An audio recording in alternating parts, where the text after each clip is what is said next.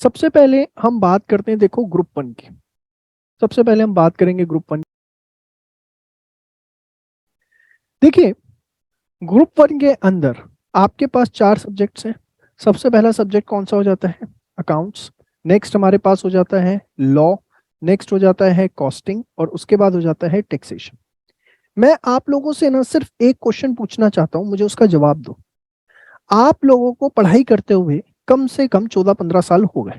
भाई, नर्सरी से पढ़ाई करनी शुरू करी थी, ट्वेल्थ के अंदर, ट्वेल्थ के एग्जाम तो दे चुके हो ना सबके सब, फाउंडेशन भी दे चुके, 1 साल वहां भी पढ़ाई कर ली, तो 14-15 साल आपको पढ़ाई करते हुए हो गए। मुझे एक चीज बता दो कि आज तक ऐसा हुआ है किसी भी स्टैंडर्ड के अंदर, चाहे फिफ्थ में थे, चाहे टेंथ में थे, या ट्वेल्थ में, कि कोई ना एक सब्जेक्ट ऐसा ना रहा हो जो आपके लिए प्रॉब्लम क्रिएट करता हो? भाई, हो सकता है आपको ट्वेल्थ में मैथ्स मुश्किल लगता हो, किसी को इको मुश्किल लगता हो, किसी को बीएस मुश्किल लगता हो, किसी को इंग्लिश मुश्किल लगता हो सकता है किसी को टेंथ में एसएसटी मुश्किल लगता हो, साइंस मुश्किल लगता हो। तो कोई ना कोई सब्जेक्ट जो है हमारे लिए हमेशा एक पेनिंग पॉइंट बना रहता है, और ये हिस्ट्री है। अगर आप नर्सरी से उठा करके ट्वेल्थ तक अपना आ जाओ, या सीए फाउंडेशन देख लो, कुछ ना कुछ आपको तकलीफ रहती है। तो ये कहना कि ग्रुप वन में मेरा ये कोई कोई भी एक पेपर हो सकता है, अकाउंट्स, लॉ, कॉस्टिंग, टैक्सेशन, उसमें मुझे तकलीफ हो रही है, ये कोई नया विषय नहीं। प्रॉब्लम हर बच्चे को किसी ना किसी सब्जेक्ट में होगी ही होगी। प्रॉब्लम वो नहीं है कि आपको प्रॉब्लम है, प्रॉब्लम ये है कि उस प्रॉब्लम के सॉल्यूशन के ऊपर आप लोग वर्क नहीं कर रहे। देखिए, बहुत बेयर मिनिमम चीज है, अगर आप सबसे पहले ठान लें तो आपको एटलीस्ट ग्रुप पास करने से कोई भी नहीं रोक सकता। हाँ, नंबर कितने आएंगे वो एक सेकेंडरी इशू हो सकता है, लेकिन जो हमारा प्राइमरी टारगेट है कि हर ग्रुप में कम से कम हमको 200 नंबर लेके आने हैं, मिनिमम 200 मार्क्स सिक्योर करने हैं, वो हर बच्चे का जन्मसिद्ध अधिकार है, वो उसको ला सकता है। लेकिन उसके लिए आपके पास एक बड़ी स्पष्ट स्ट्रैटेजी जो है होनी चाहिए। एकदम स्पष्टता के साथ अगर आप पढ़ाई करेंगे, दिमाग को 4 डायरेक्शंस के अंदर नहीं दौड़ाएंगे, तो आप इसको अचीव कर पाएंगे।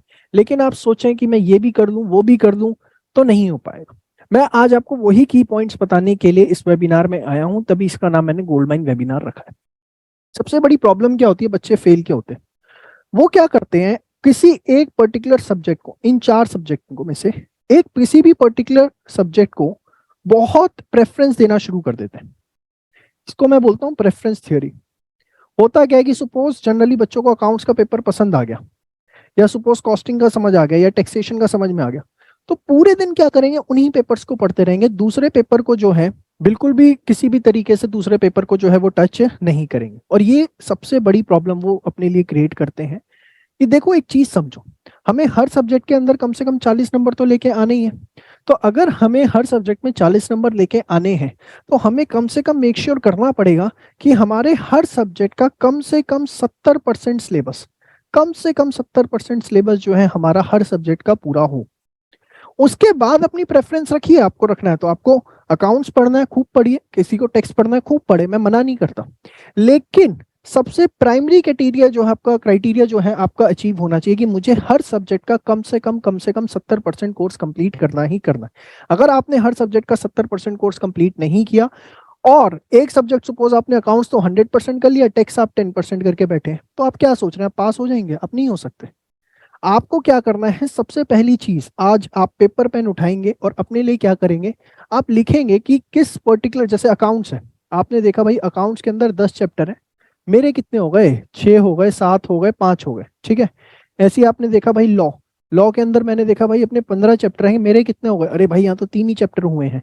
मैंने देखा कॉस्टिंग, कॉस्टिंग के अंदर सपोज मेरे जो है 12 चैप्टर हैं, कितने हुए भाई, मेरे तो 8 चैप्टर हो गए। टैक्सेशन के अंदर मैंने देखा कितने चैप्टर हैं भाई, 25 चैप्टर है, मेरा भी 10 चैप्टर हुआ। तो जहां पर आप लोगों के 70% या उससे ज्यादा चैप्टर्स हो चुके, 70% या उससे ज्यादा सिलेबस हो चुका, फिलहाल उसको पढ़ना बंद कर दो। ऐसे सभी सब्जेक्ट जिनका आपका 70% या उससे ज्यादा सिलेबस हो चुका एज ऑफ नाउ, उसको फिलहाल टाइमिंग स्टॉप करिए, और उन सब्जेक्ट्स को आप पिकअप करना शुरू करिए जिसके अंदर अभी आपने 70% भी सिलेबस नहीं किया है। सबसे पहली चीज, आज का मूल मंत्र क्या है? मूल मंत्र, इसको आप नोट डाउन कर लीजिए। फर्स्ट पॉइंट कि मुझे 100% सिलेबस करने पे फोकस नहीं करना है। मुझे सबसे पहला फोकस क्या करना है कि मेरे हर सब्जेक्ट का कम से कम 70% सिलेबस हो। वंस मेरे सारे सब्जेक्ट 70% हो गए, फिर मैं किसी को भी 100 करूं, किसी को 80 करूं, 90 करूं, वो आपकी इच्छा है। तो पहला पॉइंट आप प्लीज प्लीज प्लीज हर बच्चा जो है इस पॉइंट को नोट कर ले।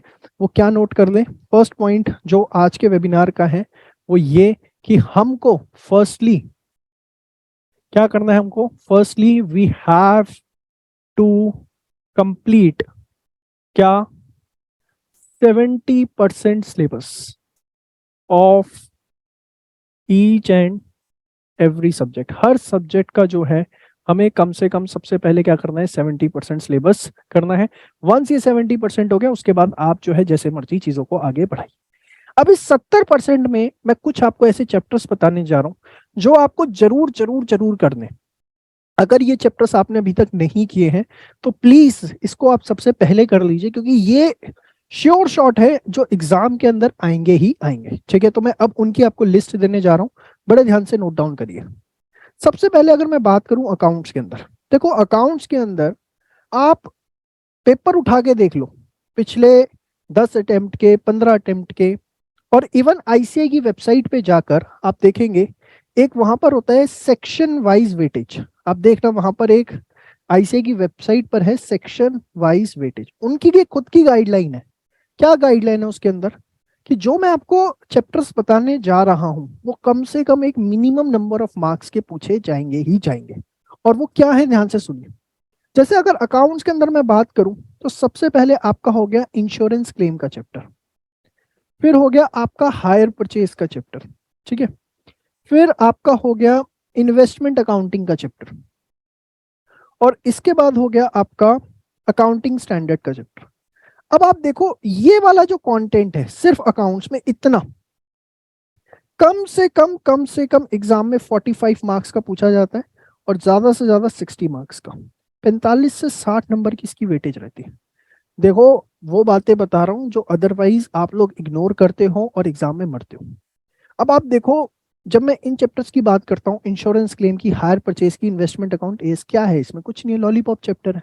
कोई बच्चा आज से भी पढ़ना शुरू करे ना इनको, आज से भी, कि भैया उसने अकाउंट्स बिल्कुल नहीं किया, तो वो इन 3 चैप्टर्स को हार्डली अगले 5 दिन के अंदर कंप्लीट कर सकता है, नेक्स्ट 5 डेज के अंदर। और 5 दिन में करते के साथ ही उसका 50% सिलेबस हो गया। मैंने आपको बोला हर सब्जेक्ट का 70% करना है, मैंने आपको बता दिया कि ये कम से कम आपका कितना आएगा, 50% आएगा। और आप मेरी बात का विश्वास नहीं मानना चाहते, वो आपकी इच्छा है, आप पिछले अटेम्प्ट के पेपर्स उठा लो, वहां आपको ये बात एकदम स्पष्ट दिख जाएगी। तो सबसे पहले आपको जो है इस चीज को करना है। अब करना कहां से, इस चीज को समझो। देखो जब मैं आपको बोलता हूँ कि ये मिनिमम कंटेंट है जो आपको करना है, तो साथ में जो है ना मैं एक डिस्क्लेमर भी आपको देना चाहता हूँ। क्या डिस्क्लेमर देना चाहता हूँ? कि प्लीज इसके अंदर एबीसी एनालिसिस मत करना, इसके अंदर एबीसी एनालिसिस मत करना कि ये कर दूं, वो छोड़ दूं, इसको कर लूं, नहीं। जो लिमिटेड टॉपिक्स मैंने आपको दिए, इस पे आपको एक एक चीज बहुत बेहतरीन तरीके से करनी पड़ेगी, समझिएगा जरा। अब क्या मैं जब बोलता हूँ कि बेहतरीन तरीके से करनी पड़ेगी, अभी मैं सब्जेक्ट टू सब्जेक्ट सबकी बात करूंगा, लेकिन एक कॉमन पॉइंट और डिस्कस कर दूं, ध्यान से देखिए। देखिए जब मैं बात करता हूं तो 3 पॉइंट्स के ऊपर जो है मैं आपसे बात करना चाहता हूं, ध्यान से समझिए। सबसे पहली, कंटेंट की नॉलेज। कंटेंट की नॉलेज जो कि बहुत ही इंपॉर्टेंट एस्पेक्ट हो जाता है कि भैया जो भी मेरे को सर ने चैप्टर्स बोले हैं, जिस भी insurance, hire purchase, investment, as, क्या मुझे इसके सारी की सारी नॉलेज है? मतलब कंटेंट की नॉलेज का सिंपल सा मतलब है कि मेरे उसके जो कॉन्सेप्ट्स हैं वो सारे के सारे क्लियर है या नहीं है, जो कि आप हमारी प्री रिकॉर्डेड वीडियो से कर सकते हैं, या आप हमारे जो है लाइव लेक्चर्स जो रिस्पेक्टेड फैकल्टीज के चलते हैं आप वहां से भी उसको कर सकते हैं। ठीक है भाई, इतना काम तो हो गया। लेकिन एक बात बता दूं, ये ना 100% बच्चे तैयार करके जाते हैं, 100% बच्चे, लेकिन अगर इसको तैयार करने से कहानी बल जाती ना तो रिजल्ट 10% ना आता। आपको पता है ना आईसीए का रिजल्ट 10% ही रहता है, मोटा मोटा सीए इंटर का। कॉन्सेप्ट हर बच्चा पढ़ के जाता है। एक बात बताओ ना, जो एग्जाम देने जा रहा है, जिसने एग्जामिनेशन फॉर्म भरा है, आपको लगता है कि वो बिना पढ़े जा रहा है? भाई पढ़ के तो जा ही रहा है, कॉन्सेप्ट की नॉलेज तो उसके पास है ही, फिर भी वो क्यों रह जाता है? उसके पीछे कारण होते हैं अगले 2 पॉइंट। सबसे पहले अगला, क्वेश्चन अंडरस्टैंडिंग। क्वेश्चन अंडरस्टैंडिंग क्या है, ध्यान से समझिए। आपने क्या किया, उस पर्टिकुलर चैप्टर का कंटेंट तो समझ लिया, लेकिन एग्जाम के अंदर उसके ऊपर किस तरह के प्रश्न पूछे जाते हैं, लेंदी क्वेश्चन आता है, शॉर्ट क्वेश्चन आता है, केस स्टडी बेस्ड क्वेश्चन आता है, कॉम्प्रिहेंसिव क्वेश्चन आता है, एनालिटिकल क्वेश्चन आता है, सिंथेसिस बेस्ड क्वेश्चन आता है, किस तरह का क्वेश्चन आता है, ये आपने एनालाइज नहीं किया। और जब तक आपको ये नहीं पता लगेगा कि जो कंटेंट आपने प्रिपेयर किया है आपके एग्जाम में उस पर किस तरह का क्वेश्चन आएगा, तब तक आपकी तैयारी जो है एकदम आधी अधूरी है, आप एक हवा में है। देखो जितने चैप्टर्स आप सीए में पढ़ते हो ना, सेम चैप्टर्स बीकॉम में भी होते हैं, सेम सीएस में भी होते हैं, सेम सीए में भी होते हैं। इवन कॉमर्स का कोई भी कोर्स करोगे तो चैप्टर्स मोर और लेस सेम होते हैं। ये बात आप कहीं पर भी नोट कर लेना। अब ये कहां से हमें पता लगेगा कि भाई हमारे एग्जाम में किस तरह के क्वेश्चंस पूछे जाते हैं? तो देखो, कायदे से इसके 4 तरीके हैं भाई, कि आप जो है आईसीआई मॉड्यूल कर लें, ठीक है, उसके बाद जो है जो भी उसके पास्ट एग्जाम क्वेश्चंस हैं वो करें, या आप जो है उसके आरटीपी के क्वेश्चंस करें।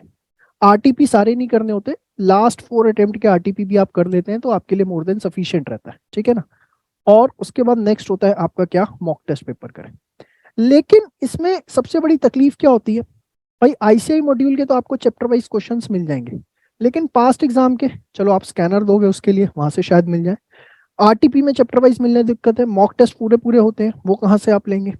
तो हमने क्या किया है, इसकी जगह आपको दी है क्या, एक सिंगल बुक जो है परफेक्ट प्रैक्टिस। अगर आप सिर्फ और सिर्फ परफेक्ट प्रैक्टिस बुक के सारे क्वेश्चंस अपने हाथ से कर लेते हैं, अपने हाथ से अगर एक एक क्वेश्चन आपने कर लिया, तो उसके बाद आपको कुछ भी करने की जरूरत नहीं है। परफेक्ट प्रैक्टिस का एक एक क्वेश्चन आपको करना है।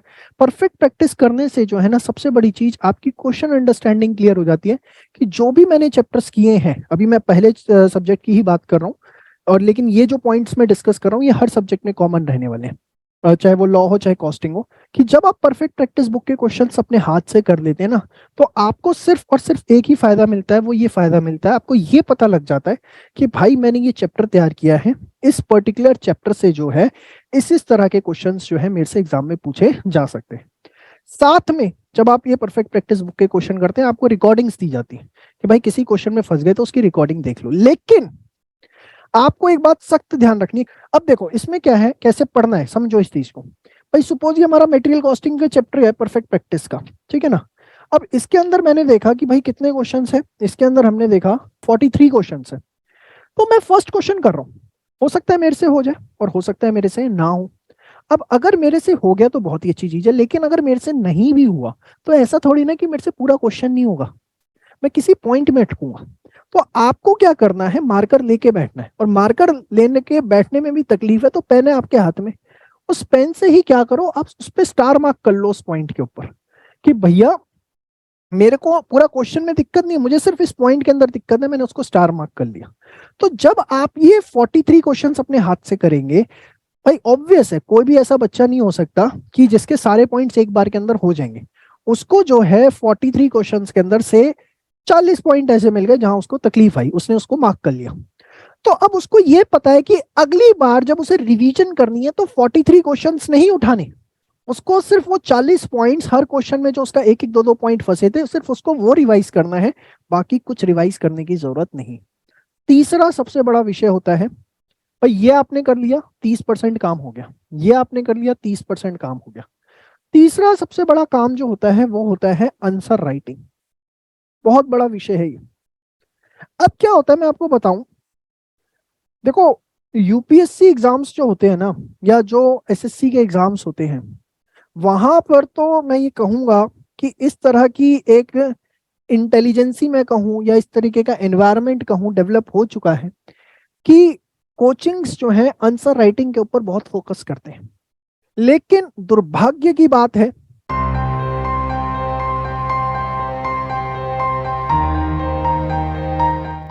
कि सीए इंस्टीट्यूट को एस्टेब्लिश हुए लगभग लगभग 70 साल से ज्यादा का समय हो चुका है, लेकिन कोई भी कोचिंग जो है इसके बारे में बात नहीं करता। और ग्रूमिंग एजुकेशन एकेडमी की सबसे बड़ी यूएसपी है ये आंसर राइटिंग, जिसकी वजह से हमारा हर बच्चा जो हमारे हिसाब से चलता है वो पास होता है। क्या आप जो आंसर लिख रहे हैं आप तो सोचते हैं कि उसमें से आपको 10 में से 10 नंबर मिलेंगे, बट क्या उसमें आपको आईसीआई सही में 10 में से 10 देगा? पता लगे 10 में से 2 दे दे, आपको कैसे पता लगेगा? तो उसके लिए आंसर राइटिंग बहुत जरूरी है, और आंसर राइटिंग का सिर्फ और सिर्फ एक तरीका है कि आप एक चीज ठान लो कि डेली 1 टेस्ट देना है। अब ये क्या है मैं आपको बता दूं, इससे फर्क क्या पड़ता है, इस चीज को समझिए। डेली 1 टेस्ट होता क्या है, जब आप रोज एक टेस्ट देते हैं, एक तो सबसे बड़ी चीज आपका चैप्टर रिवाइज हो गया, प्रेशर रहता है कि भाई टेस्ट देना ही देना है। दूसरी सबसे बड़ी चीज क्या होती है, भाई पेपर हुआ, आपने किया, आपको तो सब कुछ सही लग रहा है, आपके हिसाब से तो जो आपने लिखा है उसके बाद तो तुलसीदास जी भी आ जाए तो उससे बढ़िया नहीं लिख सकते। सारी प्रॉब्लम तो यही है, आपने जो आंसर लिखा, जब आपका वो आंसर टीचर के पास चेक होने जाएगा, और विश्वास मानिए 30 से ज्यादा टीचर्स हैं जो सिर्फ पेपर चेक करते हैं, और हमें भी नहीं पता आपका पेपर कौन चेक कर रहा है। तो वो टीचर जब उसके एंगल से क्या नंबर मिलने चाहिए, क्या वो आईसीआई मार्किंग स्कीम के हिसाब से आपने लिखा या नहीं लिखा, टीचर आपको बताता है, वहां मार्क करता है कि भैया फलानी गलती है, इसको ठीक कर। आपको यहाँ पता लग गया ये अच्छा है, या जब आप एग्जाम लिख के आओगे फिर वहां पे मार्कशीट पे लिखा हुआ आएगा फेल, फिर आरटीआई से शीट निकलवाओगे तब पता लगेगा वो अच्छा है। आप मुझे खुद जवाब दो, इस बात का हर बच्चा जवाब देगा कि आपको अर्ली स्टेज पे पता लग जाए कि मेरी गलती हुई है, ये अच्छा है, या एग्जाम दे के आओ, मार्कशीट आए फेल लिखाओ, आरटीआई से शीट निकले तब पता लगे। एक चीज समझ लो, डेली एक टेस्ट की आदत डाल लो। 3 चीजों पे हमें काम करना है। सबसे पहला क्या, कंटेंट नॉलेज। आप कॉन्सेप्ट करिए, प्री रिकॉर्डेड से करिए, लाइव क्लास से करिए। सेकंड, क्वेश्चन की अंडरस्टैंडिंग के ऊपर। क्वेश्चन की अंडरस्टैंडिंग की जब मैं बात करूंगा तो क्वेश्चन की अंडरस्टैंडिंग हमें पीपी बुक से लेनी है, और तीसरा हमें फोकस करना है किस पे, आंसर राइटिंग के ऊपर। और एटलीस्ट ये जो मैंने आपको मिनिमम नंबर ऑफ चैप्टर्स बताए हैं, insurance claim, hire purchase, investment और अकाउंटिंग स्टैंडर्ड्स, इसके जो है अगर अभी तक आपने टेस्ट नहीं दिए हैं या आपने परफेक्ट प्रैक्टिस बुक के क्वेश्चंस नहीं करे हैं, तो आप जो है इसके क्वेश्चंस अपने हाथ से करिए, और इसके टेस्ट जो है कम से कम दीजिए, कि यहां से अगर आपके पास पेपर आ जाए तो आप ये कहें भैया अगर 50 नंबर का आया ना तो आजा, जिसके बाप में दम है मेरे को 49 भी दे के दिखा दे, मैं तो 50 लूंगा पूरे के पूरे। ये कॉन्फिडेंस मुझे चाहिए, लेकिन ये कॉन्फिडेंस ऐसे नहीं आएगा। ये कॉन्फिडेंस कब आएगा, ये कॉन्फिडेंस तब आएगा जब आपने खूब सारे क्वेश्चन अंडरस्टैंडिंग की होगी अच्छे तरीके से, और आपने जो है आंसर राइटिंग की होगी। चलो मैं आगे बढ़ता हूँ, ज्यादा आप लोगों का समय नहीं लूंगा। तो अकाउंट्स में हमको समझ में आ गया हमको क्या करना है। अब जो है मैं आगे बढ़ता हूँ, आगे मैं बढ़ रहा हूँ। अब मैं बात करूंगा किसकी, अब मैं बात करूंगा बस साहब अपने को लॉ में क्या पढ़ना चाहिए। देखो लॉ के अंदर आपने अभी तक क्या किया है क्या नहीं किया, लेकिन मैं इतना जानता हूँ कि अदर लॉ जो है शायद आपको भी पता ही होगा, 40 नंबर की आएगी। और अगर ये आपने सही से कर ली तो आप यहाँ पे 30 नंबर आराम से ला सकते हैं। चलो बहुत ही खराब हैंडराइटिंग प्रेजेंटेशन है तो 25 नंबर तो ला ही सकते हैं। तो अगर आप अदर लॉ में 25 नंबर 30 नंबर दियाते हैं तो फिर बचा क्या, फिर बचा क्या, एक बात बताओ। कंपनी लॉ के अंदर जितने चैप्टर आपसे किए जाए, कोई भी 5 चैप्टर कर लो, आपकी कहानी बन जाएगी। सपोज कंपनी लॉ के अंदर मैं एडवाइस करता हूँ आपको अगर, तो मैं तो कहता हूँ भाई चैप्टर 8 9 10 और एक 7, सबसे पहले इसको करो, 7 8 9 10 को। 7 8 9 10 में से आपका एग्जाम के अंदर कम से कम 30 नंबर का पेपर पूछा जाता है। तो 40 में से 30 यहाँ लिया और इस 30 में से 25 नंबर लिया हो, चलो 20 नंबर ही लिया हो, पास हो गए। मैं ये नहीं कह रहा कि चैप्टर 1 to 6 आपको नहीं करने, करो, लेकिन सबसे पहले आप जो है इसके ऊपर फोकस करो कि मुझे ये 2 चीजें सुपर स्ट्रॉन्ग करनी है। अब इसके बाद आते हैं नेक्स्ट, नेक्स्ट है साहब अपना कॉस्टिंग। अरे साहब इस बार तो बड़ा सुना है इसके बारे में, बड़ा दुख वाला पेपर था भाई, मेरे को तो नहीं पता।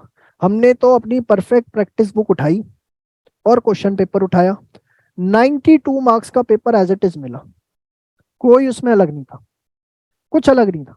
92 मार्क्स का, हाँ 5 7 8 नंबर का जो मैं आपको कह रहा हूँ वो इसलिए अलग था कि उस तरह के सिमिलर क्वेश्चन नहीं थे, वो 2 3 क्वेश्चंस को मिला करके एक क्वेश्चन बना हुआ था, लेकिन 90 नंबर का जिसको आता था वो भी बहुत बड़ी बात है। अब इसमें क्या करें साहब, इसके अंदर आप देखो कॉस्ट शीट उठाओ, क्या है एकदम लॉलीपॉप चैप्टर है, कुछ है इसके अंदर है, एबीसी कॉस्टिंग उठाओ, ठीक है, स्टैंडर्ड उठाओ, मार्जिनल उठाओ, बजट उठाओ, ठीक है। इसके बाद चलो मटेरियल कॉस्टिंग भी उठा लो। आप सिर्फ इतना अच्छे से कर लो, 45 से 50 नंबर आपके कहीं नहीं गए। मैं ये नहीं कह रहा कि बाकी चीजों को इग्नोर करना, मैं ये कह रहा हूँ सबसे पहले अगर इसमें से कोई चैप्टर अभी तक आपने नहीं किया है, मैंने क्या बोला, हर सब्जेक्ट का 70% सिलेबस करना है, मुझे याद दिलाना पड़ता है आपको। मैं आपको ये बता रहा हूँ कि जो 70% सिलेबस करना है कम से कम, उसमें एटलीस्ट आपके ये चैप्टर्स तो होने चाहिए। तो material, cost sheet, ABC, standard, marginal, budgeting, ये कर लो। 45 से 50 नंबर कहीं नहीं गए। अब आते हैं नेक्स्ट किसके ऊपर, टैक्स के ऊपर। देखो टैक्स में सबसे पहले आपको सबसे ज्यादा बोरिंग लगता है जीएसटी, मुझे पता है, लेकिन मैं क्या करूं, 40 नंबर की वेटेज है इसकी, कैसे इग्नोर करवा दूं, बताओ कैसे इग्नोर करवाऊं।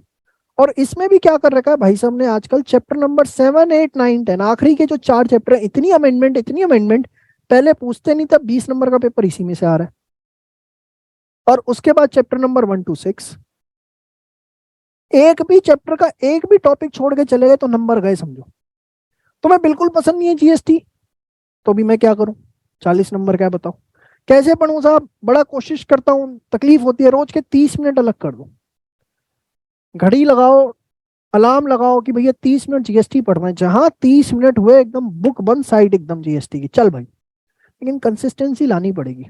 और देखो जीएसटी के अंदर ही आप 40 में से ना बड़े आसानी से 30 से 35 नंबर ला सकते हो, कोई तकलीफ वाली बात नहीं है।